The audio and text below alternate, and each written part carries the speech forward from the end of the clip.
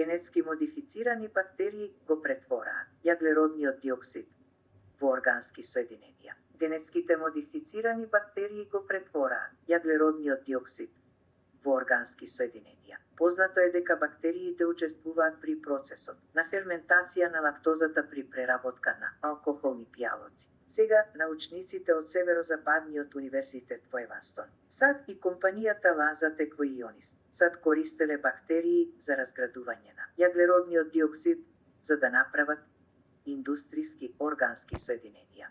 Во новата пилот студија, научниците избраа, модифицираа и оптимизираа бактериски сој, а потоа успешно ја покажаа неговата способност го претвораа јаглеродниот диоксид во ацетон изопропанол.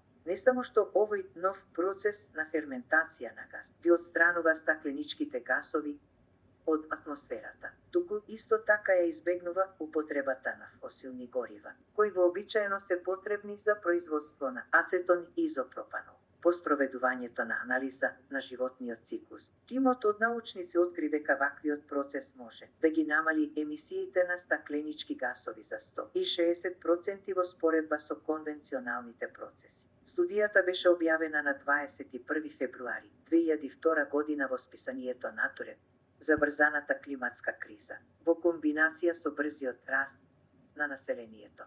Е еден од наитните предизвици со кои се соочува човештвото и сите се поврзани со несмалено ослободување и акумулација на јаглеродниот диоксид низ биосферата, со искористување на нашата способност за партнерство со природата за да го направиме она што е потребно, каде и кога е потребно, на одржлива и обновлива основа. Можеме да почнеме да ги користиме предностите на достапниот јаглеродниот диоксид, за да ја трансформираме, изјави професор Мајко Джевет од Северозападниот универзитет.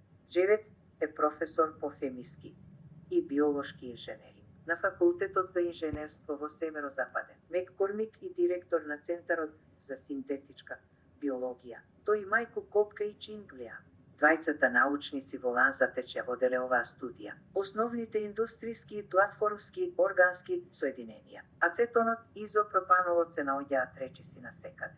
Широко користен како средство за дезинфекција и антисептик. Изопропанол е основа за една од двете формули за дезинфекција препорачана од Светската здравствена организација, кои се многу ефикасни во убивањето на коронавирусот SARS-CoV-2. Ацетонот се користи како растворувач за пластика и синтетички влакна, смола за разредување на полиестер, аатки за чистење и отстранувач на лак за ногти, иако овие соединенија се неверојатно корисни. Тие се произведуваат од фосилни ресурси, што доведува до емисиите на јаглеродниот диоксид, да ја загреваат климата, за да ги направат овие соединенија подржливи. Научниците развија нов процес на ферментација на газ. Тие започнаа со Clostridium autoethanogenu, анаеробна бактерија направена во Lanza Tech. Научниците потоа ја трансформирале бактеријата да ферментира јаглеродниот диоксид, за да произведе ацетон изопропанол. Научниците веруваат дека ваквиот процес ќе биде ставен